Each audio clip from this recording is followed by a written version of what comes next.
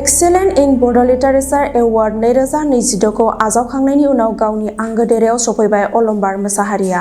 बाक्सा जिल्लानि सिमला पुलिस थानानि सिङाव थानाय अदालगुरि गामिनि 2022 मायथाइनि लाइमोन साहित्य एकाडेमि बान्था मोनगिरि अलंबार मोसाहारिया आइकेन फाउन्डेसननिफ्राय एक्सेलेन्ट इन बड' लिटारेचार एवार्ड 2026 खौ आजावनायनि उनाव आंगो देरायाव सफैबाय।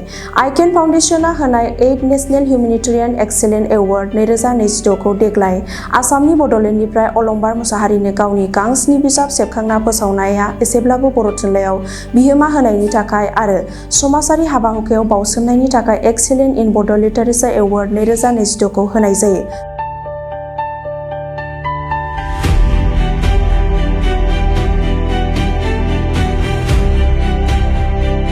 बे बान्थाखौ 15 आगस्त खालारखालि Radisson Blu hotel new Delhi द्वारकायाव गासै 90 बान्था मोनगिरिफोरनि गेजेराव बाक्सा जिल्लानि सिमला पुलिस थानानि सिङाव थानाय अदालगुरि गामिनि अलंबार मोसाहारियाबो आजावदोंमोन।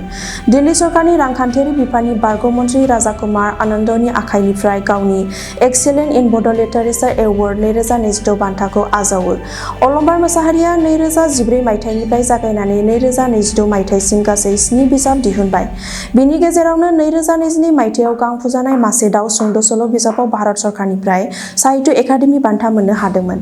आइकेन फाउन्डेसनआ होनाय 8 नेशनेल हिउमेनिटेरियान एक्सेलेन्ट एवार्ड 2026 खौ देग्लाय आसामनि बड'लेण्डनिफ्राय अलंबार मोसाहारिनो गावनि गांस्नि बिजाब सेबखांना फोसावना एसेब्लाबो बर' थुनलाइयाव बिहोमा होनायनि थाखाय आरो समाजारि हाबा-हुखायाव बाउसोमनायनि थाखाय एक्सेलेन्ट इन बड' लिटारेचार एवार्ड 2026 खौ मोननो हानानै गोसोआव गोजोननाय मोननायखौ फोरमायदों अलंबार मोसाहारिया। बे बान्थाखौ मोननो हानायनि थाखाय जोंनि रादाब बिजोंनिफ्राय बिथांनिसिम जोबोद साबायखर बावहरबाय। बिथांनो हादोराव, समाजाव, हारियाव, थुनलाइ मुलुगाव जेब्लाबो मोजां खामानि मावलांनो थुलुंगा होबाय थाथों।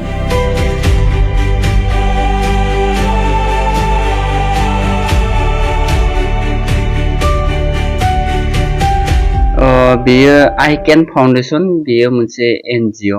बे एनजिअआ थांनाय 8 बोसोर जाबाय होनाया, देग्लाय 8 बोसोराव आगान होबाय 2026 मायथाइयाव। नेशनेल हिउमेनिटेरियान एक्सेलेन्ट एवार्ड 2026 बेहाय खैबाता हाबाफारिखौ लानानै बिथांमोना बान्था होनाय जायो। बे बान्थायाव गासै भारतनि गेजेराव मोनफ्रोमबो लेंगुवेजनि आरो मोनफ्रोमबो रायजोनिफ्राय साफा महरै होनाय जायो। लोगोसे देग्लाय 2026 मायथाइयाव आंनो बिथां आइकेन फाउन्डेसन मोनसे एनजिअ हान्जाया एक्सेलेन्ट इन बड' लिटारेचार एवार्ड 2026 खौ आं अलंबार मोसाहारिनो होनाय जादों। आरो बे बान्थाखौ आंनो होनाय जादों, आं 2007 मायथाइनिफ्राय लिरनानै 22 मायथाइसिम गांस्नि बिजाब सेबखांनानै फोसावबाय।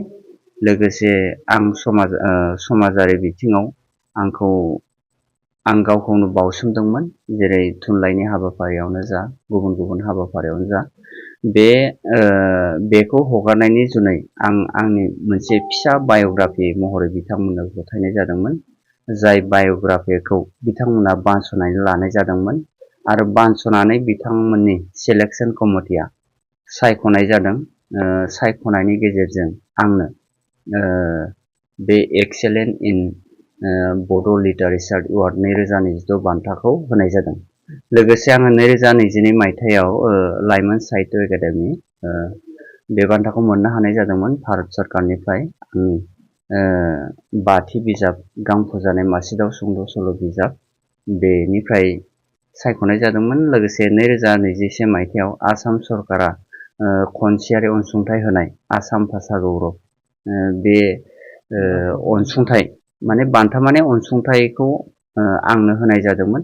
बे माखासे बाय'ग्राफिखौ आंनि होनायनि थाखाय बिथांमोननो आइकेन फाउन्डेसननि बिथांमोननि वेबसाइटआव आंनिफ्राय जा गथायनाय जादोंमोन, बे गथायनायनि जुनै बिथांमोना आंखौ सायख'नाय जादों जोंनि आसाम रायजोनि सिङाव थानाय बड' लेंगुवेजनिफ्राय।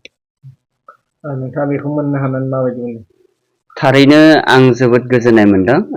बे बान्था आजावनायाव जोंनि गासै भारत हादरनि गुबुन रायजोनिफ्राय नुजाथिफैनो हानाय बिथांमोना बाहागो लादोंमोन। जेराव पद्मश्री एवार्ड बान्था मोननो हानाय 2023 मायथाइयाव मोननो हानाय बिथाङा महाराष्ट्रनि मुङा हिनजाव मानसिमोन, मुंखौ आं बावबाय। बिथांजों फट'बो लानाय दङ, साननैसोनि उनाव आं हगारनाय जागोन। लोगोसे पद्म भुषण बान्था मोननो हानाय बिथांमोनाबो बे हाबाफारियाव दंमोन। लोगोसे जोंनि आसामनिफ्राय सासे मुस्लिम सुबुं, बिथाङाबो समाजनि हाबा मावनो थाखाय बिथांनोबो ससियेल वर्कार इन आसाम बे महरै बान्थाखौ बिथांनो होनाय जादोंमोन। लोगोसे आसामनि हिसाबै जों सासे मुस्लिमजों माने एसामिस लेंगुवेजनि आरो बर' लेंगुवेजनि हिसाबै आं मोननो हादोंमोन। साथाम मोननो हादोंमोन आसामाव। नोंथाङा बे बान्थाखौ मोननायनि थाखाय नोंथाङा सासे जाफुंसार सुबुं होननानै गावखौ गनायना लानो हागोन नामा? थारैनो आं जाफुंसार जानो हादोंना हायाखै बेखौ मिन्थिनो हाया आरो बुंनानै फोजोबनो हाया। आं माने बान्थाखौ आंनो होनाय जादों। बान्थाखौ आं थारैनो गोसो गोथारै आजावनानै लानाय जादों आरो उन समाव आं माबायदिहाय समाजनि, हारिनि, हादोरनि माबायदि खामानि मावलांनो हागोन बेखौ समाजा फोरमायसिगोन। नोंथाङा मा मा बान्था मोननो हादों? बे बान्थायाव मा मा आइ दङ? केन फाउन्डेसन होनाय 2022 मायथाइयाव एक्सेलेन्ट इन हिउमेटेरियान एवार्ड 2026 आव आंनो जि एक्सेलेन्ट इन बड' लिटारेचार एवार्ड 2022 मायथाइयाव आंनो मोनसे साइटेसन एबा ट्रफि होनाय जादों। लोगोसे मोनसे मेडेल होनाय जादों। बेहाय आई कार्ड मोनसे थायो, बेनिफ्राय भारत उदांस्रि साननि जि मोनसे फालि बेखौबो होनाय जादों आरो। बेयो जोंनि राजथावनि, जोंनि भारत हादरनि राजथावनि रेडिसन ब्लु दारका सेक्टर 13 हटेलाव बेखौ होनाय जादोंमोन। बे हाबाफारियाव 300निबो बांसिन माने बान्था मोननाया गासै 90 जन मोननाय जादों। दा बेनि गेजेराव 300निबो बांसिन सुबुंफ्रा बे हाबाफारियाव बाहागो लानानै जाफुंसार खालामदों।